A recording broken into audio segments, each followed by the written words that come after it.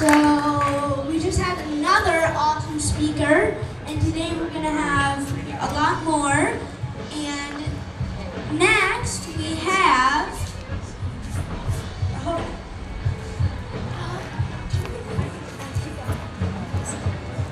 Alright, so we have Carey Ralston, and she's one of the coolest people I know, and she's here to help people learn how to eat and cook delicious, healthy, plant-based food. So here she is.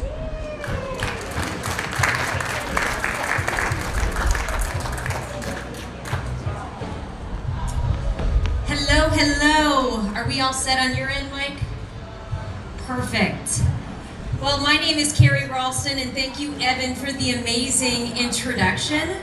I first just want to thank Mike and your incredible team for putting this on. This is an amazing event that we get to have in Fort Myers, so thank you, Mike, and to all the vendors that are out there. And if you haven't got to taste some of the food yet or gone and see some of the cool swag, I highly recommend get out there. There's some amazing vendors.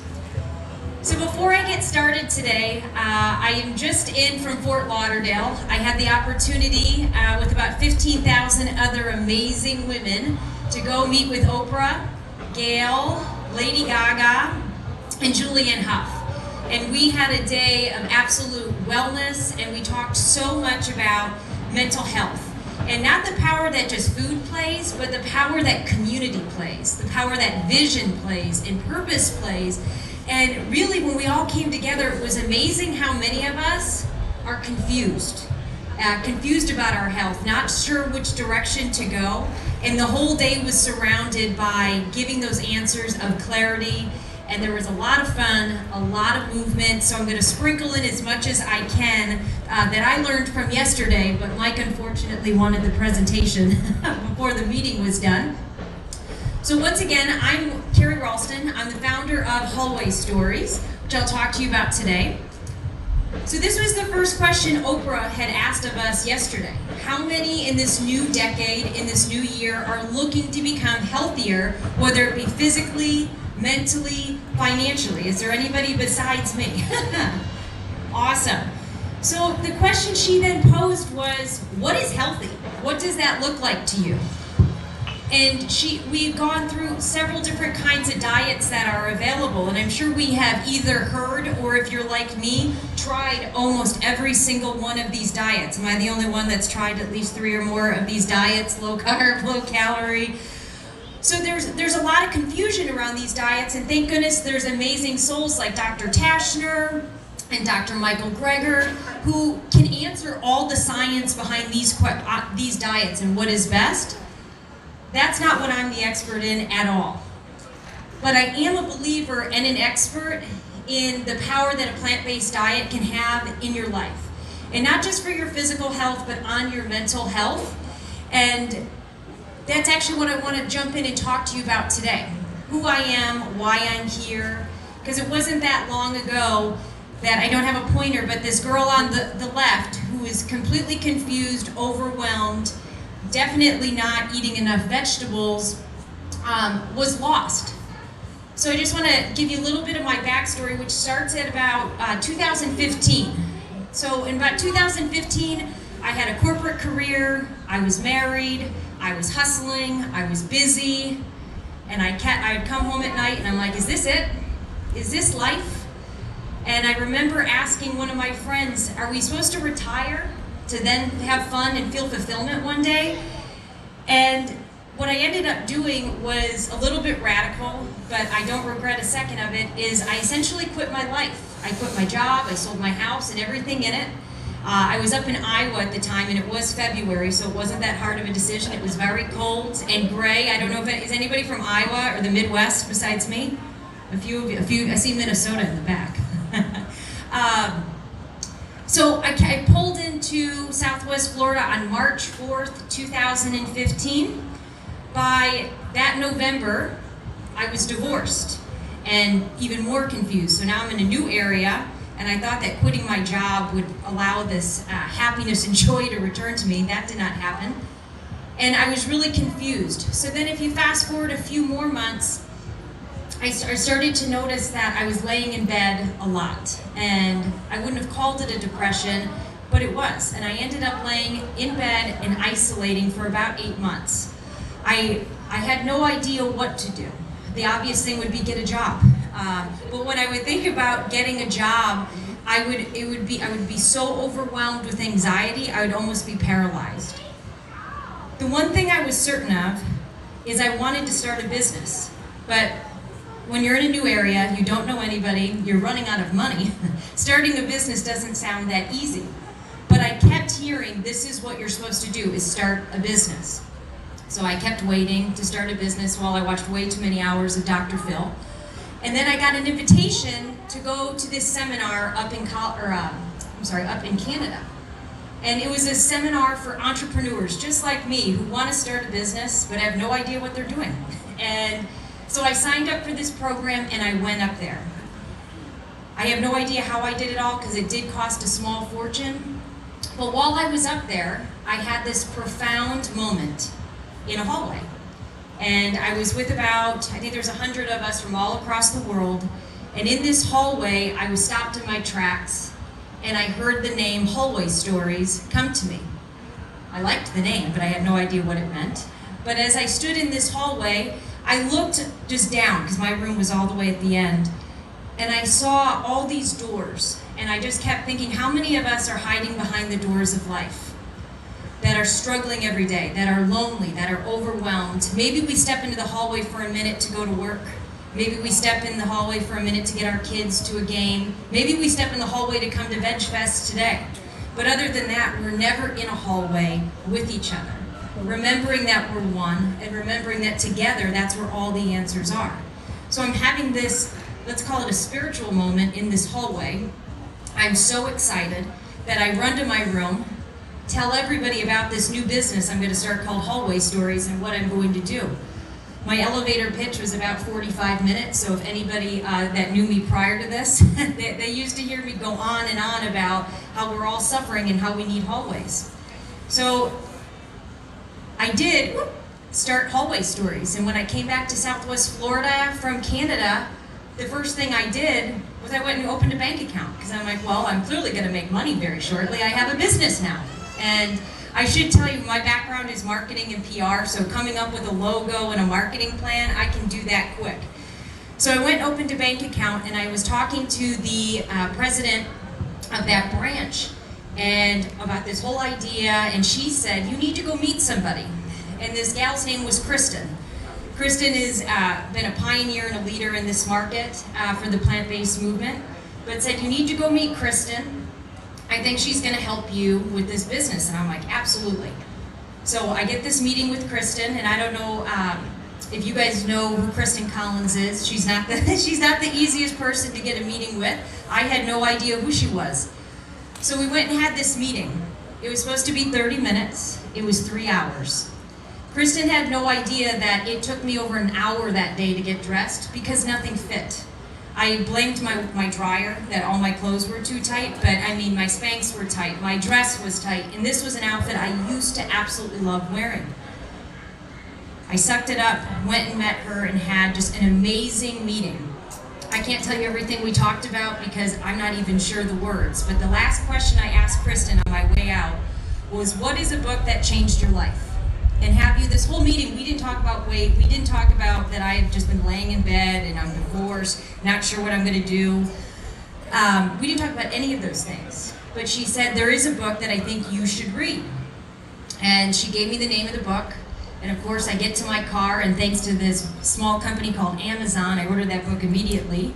And it arrived to my door in August, early August, and I finished reading it. And the book was funny. In a kind of a raunchy humor way, but I needed to hear that. I needed something. I wasn't smiling anymore. Life was sad to me.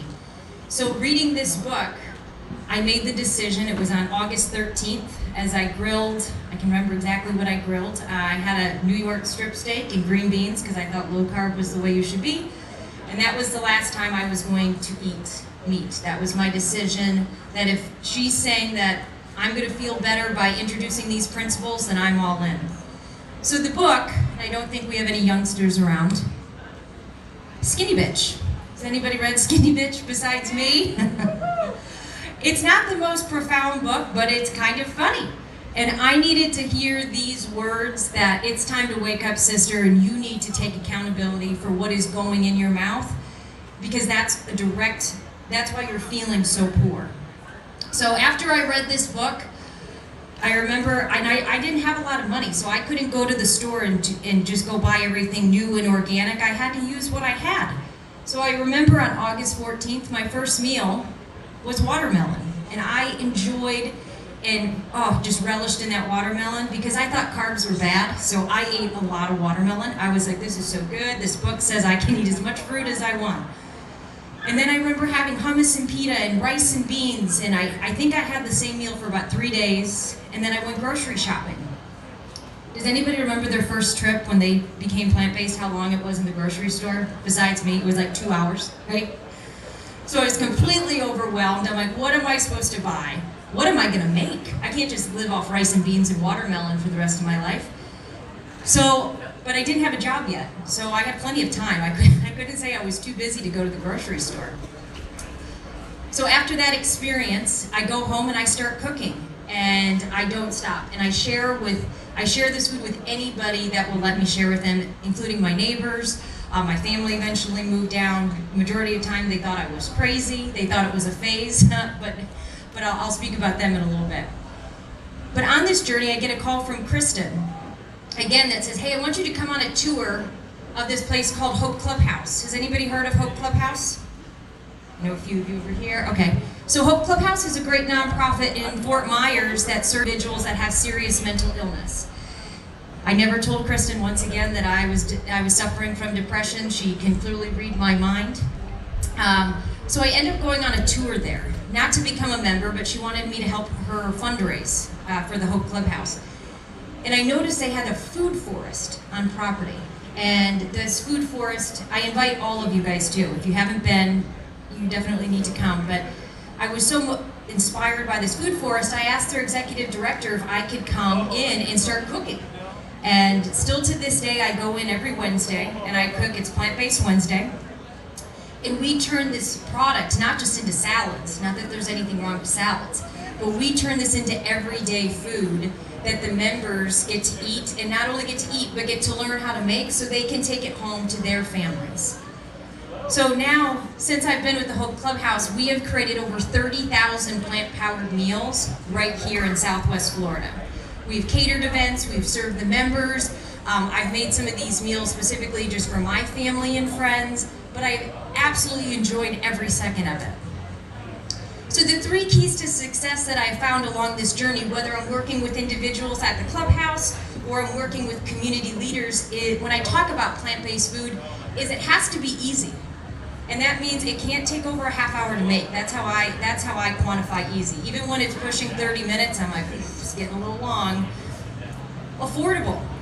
We all know that there's plenty of ingredients that can be a little bit, on the pricier end. And what I consider affordable, especially because I work with individuals whose median income is $700 a month, and when I started this journey, I had $0 a month.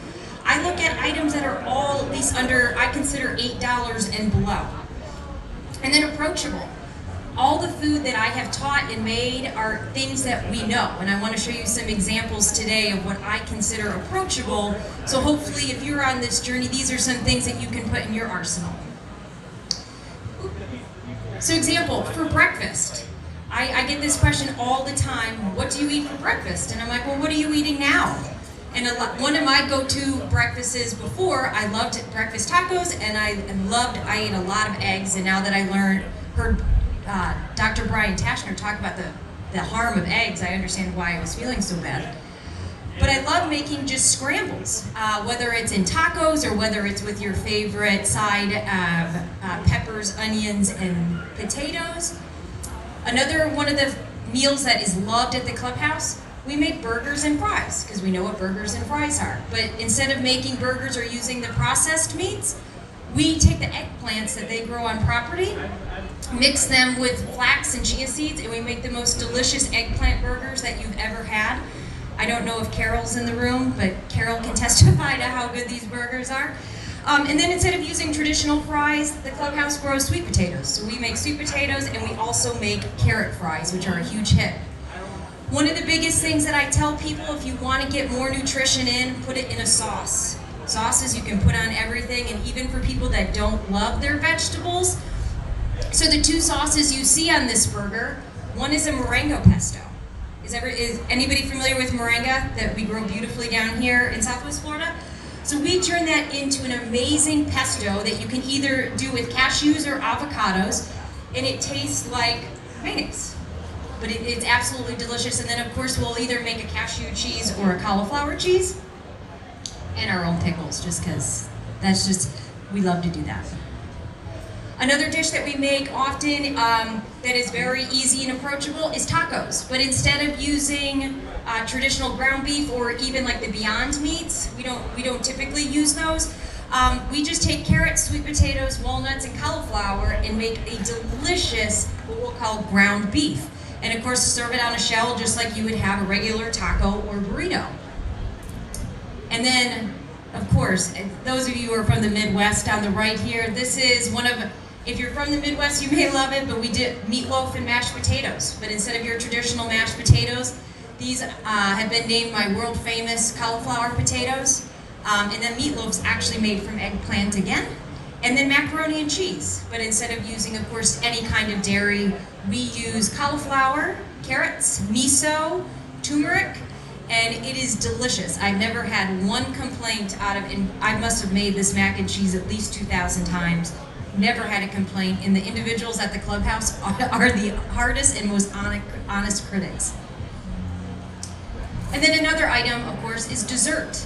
At the Clubhouse, they get a 3-course meal every day, which is a salad that's from the Garden of Hope, and then a lunch, and then a dessert. So I had to get really good at desserts, because I wasn't really a dessert person. My mom always says, where did you come from? Because she loves desserts. But all of these desserts, instead of using your traditional oil and eggs and flours, we use beans. We use oat flour. We'll use dates or banana or maple syrup. And these go over, I mean, these are probably one of the #1 downloaded items that I have currently in the hallway, and they are delicious. And I know there are some people in here who have tried them because I see your faces. So what I kept getting after creating all these recipes and the 30,000 meals, and for any of you who do follow me currently, I love to share. I'm always sharing something, and I kept getting asked, how do I start? What is the recipe? And how can I do it? So what I ended up creating with Hallway Stories, which I had no plan of this, was the first hallway we opened was actually called the Plant-Powered Hallway. And in this hallway, we support individuals, families, and nonprofits and teach them how to live this plant-powered lifestyle.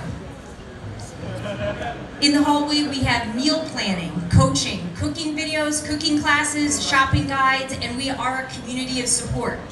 What I definitely learned yesterday at the Oprah seminar is that this idea of the community of support is more important, honestly, than the food itself. If you want to be successful, it's being supported by at least 2 or more people. That was the key yesterday I kept walking away with. You have to be supported where you can be vulnerable, not just where you can be the expert, but where you can be you and ask those questions, especially when you're having an off day. And for somebody like me too, when people just say, can I have the recipe? I like to create, and so writing recipes out, it takes me a long time. So every recipe that I've created, which is about over 150 now, I genuinely make with love, and it does take me a long time sometimes when you guys ask for the recipes, but I eventually get them out. But before I conclude today, I wanted to share with you 3 success stories of people that have been in the hallway, because I am going to give away a free gift to everybody that is here today, if you so would like it. But one of my first success stories is actually a gentleman named Hermes, who I serve at the Hope Clubhouse. And the first day I met Hermes, and they introduced me as the plant-based chef, he said, I don't eat vegetables. I don't like vegetables, I only eat meat. And I said, no problem, Hermes, that's all good. Fast forward a year. Now Hermes is in the kitchen. He is our #1 maker of the carrot fries. And he not only eats vegetables every day, but he teaches others now how to get vegetables into their meals every day. He still says, well, I'm a carnivore, but I'm a bunny too. And he's just one of my favorite, absolute favorite humans, and you can just watch the transformation when he's eating food and he's not having to fall asleep afterwards. Another story that I love is my partner in crime that I was just with Oprah, she went with me to Oprah yesterday. She had a surgery a while ago and she's had a lot of health complications because of that surgery. And she's been slowly trying to adopt a plant-based lifestyle, but has really struggled. And just yesterday, she became totally vulnerable with me and told me where she was struggling the most. And she was having a hard time actually keeping food even down. And with listening to her, I was able to just make one small recommendation that she could try. And the whole rest of the trip, now Happy, this is somebody too that after she eats would almost have to go use the restroom right away. After one small little fix, she was having instant results, and the next day actually had a green juice and a salad, which she hasn't had in forever. And then my final story is a couple that I was hoping was going to be here today because I was going to bring them up on stage with me. They've been on a food journey for so long, and once again, due to health issues. And she's been searching and searching, and finally a doctor looked at her and said, why will you not just become fully plant-based and stop feeling so horrible? So she's adopted this. And not only has she adopted the lifestyle and she's very active in the community, she's now just signed up for her first Ironman.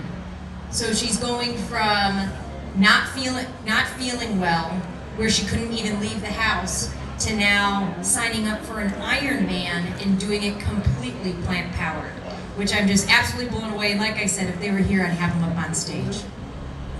So what I wanted to offer to you all today, if you would like it, is a journey into the community. So this is our free plant-powered cookbook that has our top 7 recipes that are downloaded in the community. And if it's of interest to you, it has some of the recipes that I highlighted today, from the brownies to the scrambles. And if you like it, it's completely free for you. I have a sign-up sheet over here. Or if you are more tech savvy, feel free, you can go right on your cell phone. It's just plantpoweredhallway.com or hallwaystories.com. But I would love to give this gift to you all. And I had one more slide, but my final slide that I did add this morning is if you are struggling, because we all have our thing we're struggling with, whether it's weight, relationships, money, or maybe even all 3.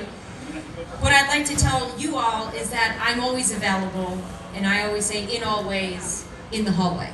And I hope to see you all there. If there's anything that I can do for you to help you on your plant-based journey, especially when it comes to cooking. If you have questions about the diet, we'll talk to Brian or Gina down here. But when it comes to cooking, I would love to show you how you can start eating this way, and not only for you, but for your families. So with that, I'd like to thank you and have a beautiful day.